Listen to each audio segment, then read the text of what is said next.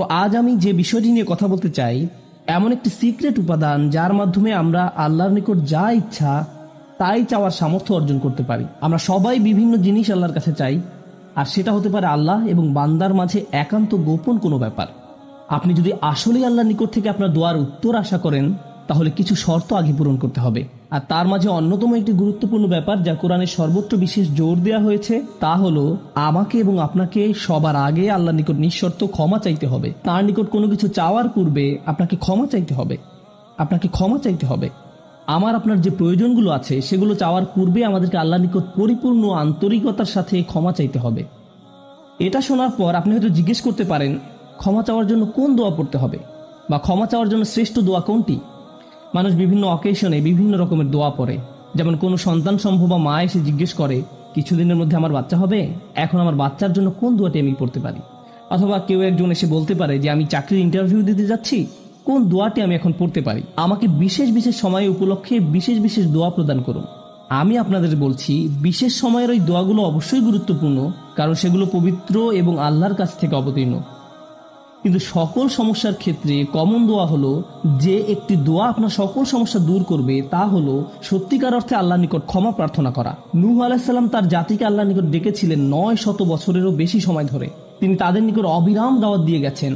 তার নবুয়তি জিন্দেগির শেষ দিকে এসে তিনি পেছনে ফিরে দেখেন এবং তিনি তাদের নিকট যে বার্তাটি দিতে চেয়েছিলেন তার একটা সারাংশ দাঁড় করিয়েছেন। তিনি তাদের উদ্দেশ্যে শুধু একবার বা দুইবার কথা বলেননি। লাইলান ওয়া নাহারা দাউতু কওমি লাইলান ওয়া নাহারা। তিনি বলেন, হে আমার পালনকর্তা, আমি আমার সম্প্রদায়কে দিবারাত্রি দাওয়াত দিয়েছি। তিনি রাতেও কোনো বিরতি নেননি। কোরআনের একটি সূরা তার নামে নামকরণ করা হয়েছে, সূরাতুন নূর। সেখানে এই গোটা সময় ধরে যে তার সম্প্রদায়কে তিনি দাওয়াত দিয়ে গেছেন তার একটা সারমর্ম তুলে ধরা হয়েছে। আমি তোমাদের কাছ থেকে কি আশা করেছিলাম? কুল্লামা দাউতু লিতাগফিরা লাহুম। আর এই গোটা সময় ধরে আমি তাদেরকে এই ধর্মের দিকে আহ্বান করেছি যেন আপনি তাদেরকে ক্ষমা করেন ইয়া রব, যেন আপনি তাদেরকে ক্ষমা করেন ইয়া রব।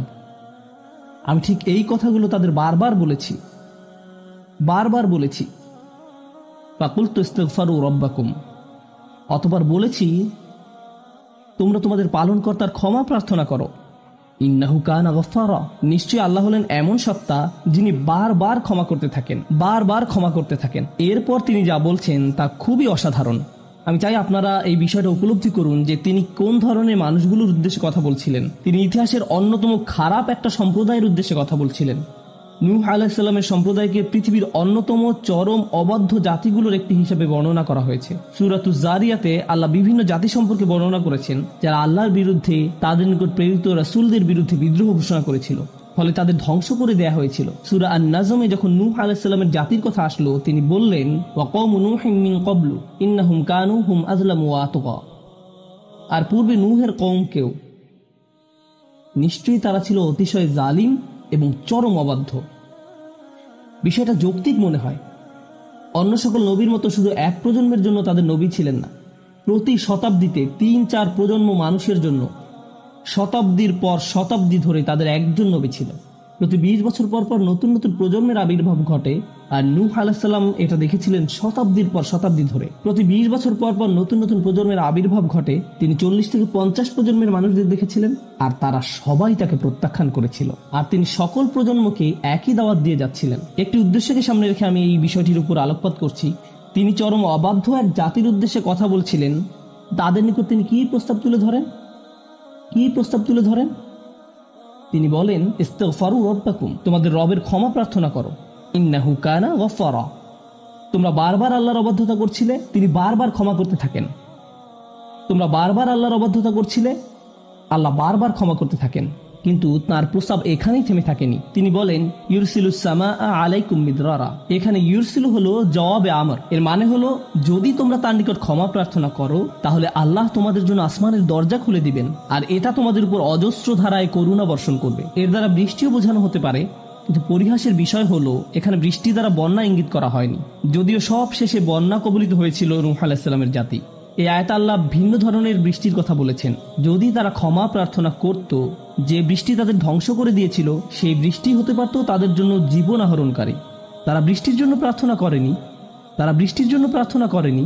আর আল্লাহ তাদের বলছেন, ক্ষমা প্রার্থনা করত যদি তারা, তোমরা যদি ক্ষমা প্রার্থনা করো, আকাশের দরজা তোমাদের জন্য খুলে দেওয়া হবে আর তা বৃষ্টি বর্ষণ করতে থাকবে। আল্লাহ বলেননি যে পানি বর্ষিত হবে, তিনি বলছেন আকাশ বর্ষণ করবে। কারণ আকাশ শুধু বৃষ্টি নয়, আরো রহমত বর্ষণ করতে পারে। আকাশ থেকে ক্ষমা আসে, আকাশ থেকে প্রশান্তি আসে, বিশ্বাস আসে, রিজিক আসে, সমস্যার সমাধান আসে আসমান থেকে। তিনি তোমাদের জন্য আকাশ খুলে দিবেন, আর আকাশের সকল সম্পদ তোমাদের উপর অঝোর ধারায় বর্ষিত হতে থাকবে। আর তোমরা এতদিন রহমতের ভাগিদার হতে পারছিলে না, কারণ তোমরা ক্ষমা প্রার্থনা করনি। তাই এখন ক্ষমা চাইলে এটা খুলে যাবে। একটা একটা করে আপনার সমস্যাগুলোর কথা আল্লাহকে বলেন।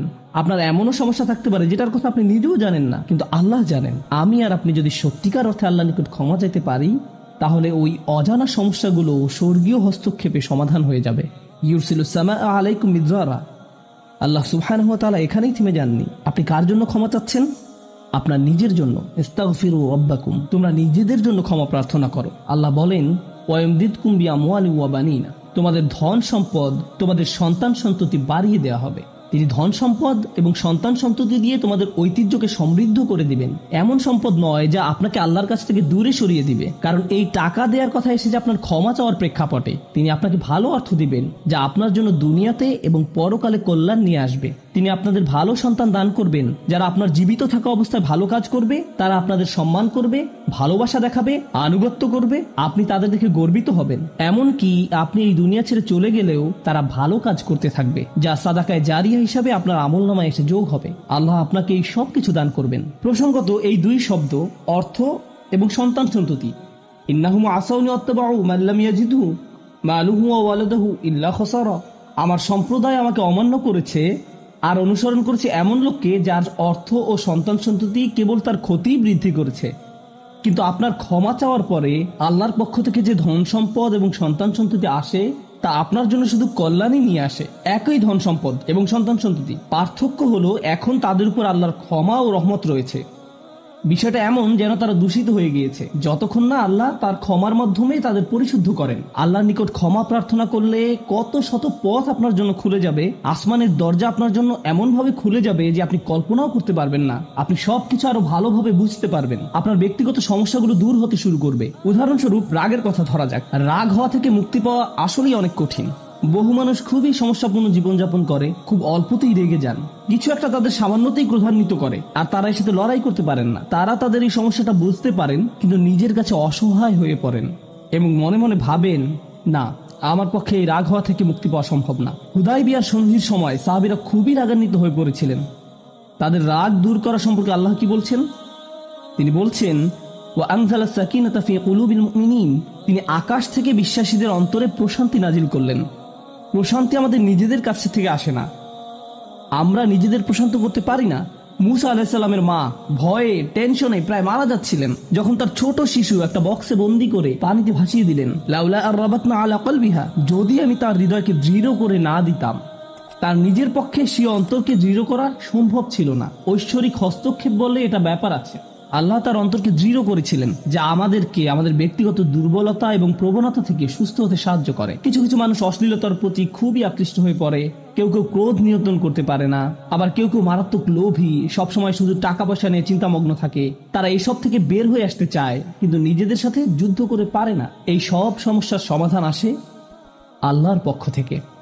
আপনার একান্ত ব্যক্তিগত গভীর সমস্যার সমাধান আসে আসমান থেকে। বৃষ্টি যেমন পৃথিবীকে পরিষ্কার করে দেয়, তেমনি আসমান থেকে আল্লাহর রহমত এসে আপনার সমস্যাগুলোকেও ধুয়ে মুছে পরিষ্কার করে দেয়। ওয়ায়াজআল লাকুম জান্নাতিন ওয়ায়াজআল লাকুম আনহারা, তোমাদের জন্য উদ্যান স্থাপন করবেন, তোমাদের জন্য নদী নালা প্রবাহিত করবেন। অর্থাৎ আল্লাহ বলছেন, যদি শুধু ক্ষমা চাও সবই দিব। আমি আপনি মনে করি যে যদি আমরা আল্লাহর কাছে ক্ষমা চাই তাহলে শুধু ক্ষমা পাবো, কিন্তু আল্লাহ বলছেন, যদি ক্ষমা চাও তাহলে এমন কিছু নেই যা আমি তোমাদের দিব না। বিষয়টা এমন যে আপনি ইচ্ছা করলে এক এক করে বিভিন্ন জিনিস চাইতে পারেন, অথবা শুধু ক্ষমা চান তাহলে সবই পাবেন। কি আর বাকি থাকে? অর্থ, সন্তান সন্ততি, আপনার সকল সমস্যার সমাধানে আকাশ খুলে যাবে, বাগান, নদী, সবকিছু আপনার জন্য প্রস্তুত। মানুষ সাধারণত মনে করে যে যদি তার আল্লাহর ক্ষমা চায় তাহলে এটা শুধু তাদেরকে পরকালে সাহায্য করবে, কিন্তু এই আয়াতগুলো আমাদের বলছে না।